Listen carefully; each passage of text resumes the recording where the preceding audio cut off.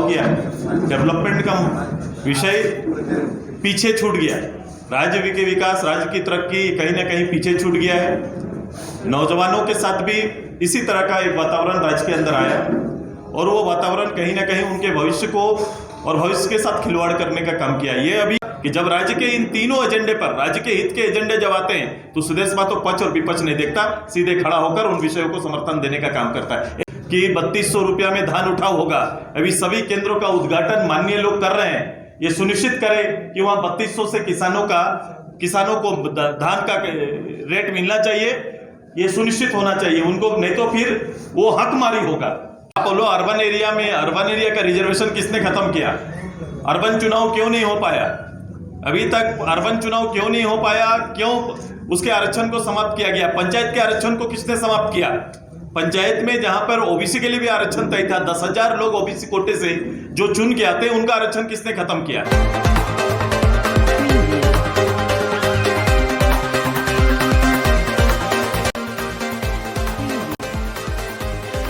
Breaking news network, आपकी बात आपके साथ।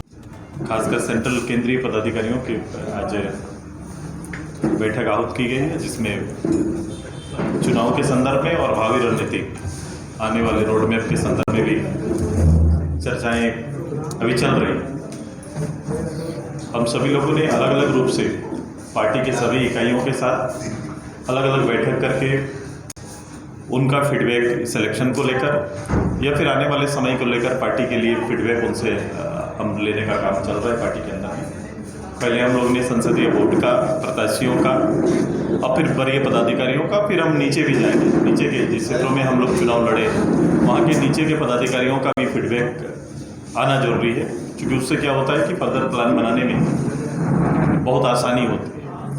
हमने तय किया है, पिछले बार भी मैंने कहा था कि हमने तय किया है कि ये कुछ महीना सरकार के लिए और सरकार को नीति बनाने का, सरकार को इस राज्य के परिप्रेक्ष्य में लिए हुए 5-6 जो उनके हिडन एजेंडा जिनको वो कहते आए, उनके लिए थोड़ा समय हम लोग निश्चित रूप से देंगे। लेकिन ये निश्चित है कि हम राज्य और राज्य के लोगों के हित में हम हर समय खड़े रहेंगे। ये निश्चित है कि विधानसभा के अंदर और विधानसभा के समय, जितना समय विधानसभा का इस राज्य के परिप्रेक्ष्य में चर्चाओं पर होना चाहिए, मैं लगातार 20-25 साल से प्रत्यक्ष अप्रत्यक्ष रूप से इसको मैं देख भी रहा हूँ। हमेशा सरकारी पक्ष हावी रहता है और कभी भी हेल्दी जो एक डिस्कशन का मंच बनना चाहिए वो हो नहीं पाता है। कभी कभी कार्यमंत्रणा समिति के विषयों को भी अपने अनुरूप बहुत है, चूँकि हर जगह के लिए बहुमत चाहिए, तो ये बन नहीं पाता है।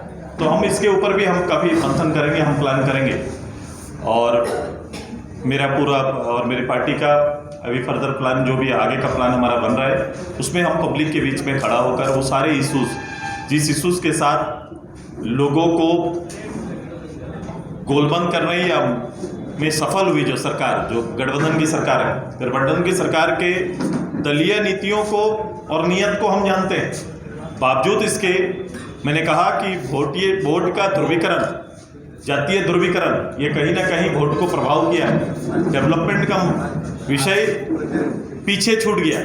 राज्य के विकास, राज्य की तरक्की कहीं ना कहीं पीछे छूट गया है। नौजवानों के साथ भी इसी तरह का एक वातावरण राज्य के अंदर आया और वो वातावरण कहीं ना कहीं उनके भविष्य को और भविष्य के साथ खिलवाड़ करने का काम किया। ये अभी तुरंत से इसको आप नहीं माप सकते हैं, लेकिन आने वाले समय, जैसे जैसे समय बीतेगा, आप देखेंगे कि घोर निराशा के दौर से जो राज्य गुजर रहा था, यहाँ के युवा गुजर रहे थे, वो आगे ये बढ़ेगा। का हकमारी होगा। सरकार को इन दोनों चीजों पर हकमारी नहीं करना चाहिए मुख्यमंत्री जी को। सरकार का तो कहना है कि हमने डेडलाइन नहीं दिया है 3200 के लिए, 5 साल। सरकार के मुखिया के भाषण को निकाल लीजिए, चुनाव से पहले के भाषण को आप बेहतर, हमारे पास तो रहता नहीं है, आपके पास उनके भाषण होंगे रिजर्व, उन भाषणों को निकालिए। क्या दिसंबर में हम 2500 देंगे महिलाओं को? नहीं कहा था सरकार ने? कहा है कि नहीं कही? आप उसको निकाल लीजिए। किसानों को मैं ये दूंगा तो कब देंगे? पिछले बार भी यही 25 लाख नौकरी, 25 लाख नौकरी का ही हर्ष हुआ है, फिर से कुछ नौकरी का वादा करके आए। ये नौकरी का क्रम कब से प्रारंभ होगा, ये भी सरकार को बताना चाहिए। लेकिन सुदेश जी, सरकार एक ही लाइन में आपके सारे बात तो खारिज कर देती है, बोले जनता का दोबारा पुनः आशीर्वाद प्राप्त करके आए हैं और प्रचंड बहुमत से आए हैं। मैं जनता के प्राप्त आशीर्वाद पर तो धन्यवाद देता हूं कि आपको आशीर्वाद प्राप्त हुआ, लेकिन आपके आशीर्वाद आपके भाषण पर निहित है। आपने जो आश्वासन और भाषण दिया है उन्हीं को सरकार, उसी विषय को सरकार ने, लोगों ने आशीर्वाद दिया है। सरकार के लिए काम का आशीर्वाद मिला है। बिल्कुल, काम, भाषण ही काम का बोल रहे हैं। जो घोषणा पत्र या जो घोषणाएं आपकी है वही आपका आधार है, उसी आधार को आशीर्वाद मिला है। और आप जैसे ये बहुत बड़ा सवाल किया कि सरकार खुद PIL कराएगी, मैया योजना को बंद कराएगी, शंका है मेरा, ये डर है मेरा। तो ये 75% किसने खारिज करवाया? ये मेरा डर है, किसी ने खारिज नहीं करा। मैं कह रहा हूं, मैंने 3 उदाहरण उनके दिए हैं। सरकार को हक है, मैंने कहा इसी विधानसभा में अपने रिजर्वेशन देने का हक सरकार को है, जातीय जनगणना कराने का सरकार को है। सरकार आगे आए और निर्णय ले। तो सरकार तो कह रही है कि PIL गैंग आप लोग चलाते हैं। मैं कह रहा हूं, फिर ये जुबानी जंग ना हो जाए, अखबारी लड़ाई ना हो जाए, टीवी का बहस न बन के रह जाए। जनता के लिए जो विषय चुना गया है, जिस विषय को रखा गया है, जिस विषय पर बहुमत लिया गया है, वो विषय जनता तक पहुंचनी चाहिए। समय से इसको आप देख सकते हैं, कुछ समय से देख सकते हैं। हमारे सहयोगी दल, चूंकि पार्लियामेंट हम उधर लड़े नहीं, तो पार्लियामेंट में भी इसकी झलकियाँ आपको मिली होंगी, और असेंबली में भी कहीं ना कहीं जो 28 रिजर्व सीट है वहाँ उस संख्या जरूर कम आई। हम उस पर मंथन करेंगे। सुदेश जी, आप कह रहे हैं हम सड़कें सुनी नहीं होने देंगे ताकि सत्ता काबू में रहे, ठीक से चले। सत्ता कह रही है हम तो खुद विपक्ष में हैं। ये लोग PIL गैंग 75% रिजर्वेशन झारखंडियों का खत्म करा दिया निजी क्षेत्र में। मेरा पैसा 1,36,000 करोड़ रुपया नहीं दे रहे। बोले इसकी लड़ाई सुदेश जी को लड़नी चाहिए। मैं निश्चित रूप से, मैं रिजर्वेशन के पक्ष में हूँ, मैं सारना कोड के पक्ष में भी हूँ, मैं राज्य का कोई अंश केंद्र के हिस्से में है तो उसके पक्ष में भी मैं ही खड़ा हूँ। लेकिन इस सब पक्ष में ईमानदारी दिखनी चाहिए राजनीति ने, क्योंकि ये सारे पक्षों पे उनकी राजनीति दिखती है, अंततः राजनीति झलकती है। मैंने कहा कि अगर जातीय जनगणना करने का विषय, जातीय जनगणना करने का सब्जेक्ट अगर था, जिसकी बात उसके केंद्रीय नेता आकर यहाँ पर सभाओं में दोहरा कर जाते हैं, तो निश्चित रूप से उनको कहना चाहिए था कि अपने राज्य को आदेश देना चाहिए था। चूंकि प्रत्यक्ष रूप से 5 साल पूरा ये उन्हीं की सरकार रही, इंडिया गठबंधन की सरकार रही, लेकिन इसको लेकर कभी भी आगे नहीं बढ़े। केवल एक बयान और एक कमेटी तक ही ये रह गए, आज तक ये आगे नहीं बढ़ पाया।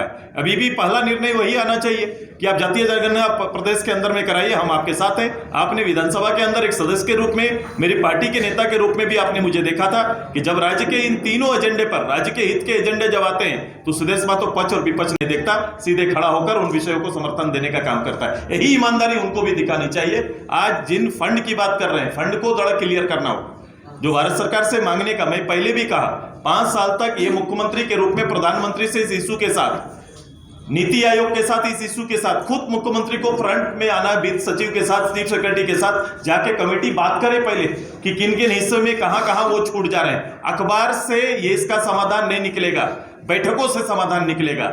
और राजहित का अगर कोई पैसा सेंट्रल में है तो उसको मांग के लेके आए।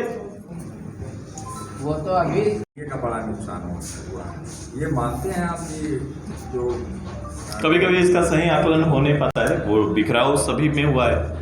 मैंने कहा कुछ समुदाय विशेष का ध्रुवीकरण हुआ है और कुछ में बिखराव आया है। जब बिखराव आएगा तो कोई एक बड़ा समुदाय नहीं, ये अभी बता रहे थे हम लोग, ये आबादी बैकवर्ड OBC की आबादी लगभग 50% के आसपास की है। तो ये कहीं ना कहीं वो उसमें अलग अलग जगह पर अलग अलग निर्णय, अलग अलग समुदाय अलग अलग क्षेत्र में अलग अलग रूप से अपनी राय देते हैं। अभी संगठित रूप से इस प्रदेश के अंदर में जिस रूप से रहना चाहिए, जिस रूप से संगठन को एकत्रित करना चाहिए, बहुत लोग इसमें मेहनत कर रहे हैं, बहुत लोग काम कर रहे हैं। ये कोशिश जरूर रहेगी हर वर्ग ध्रुवीकरण का हिस्सा बने, ताकि कोई बिखराव ना हो और एक अच्छा उन पक्ष में, OBC के पक्ष में, उनके हक के पक्ष में अच्छा निर्णय। आदिवासी वोटों से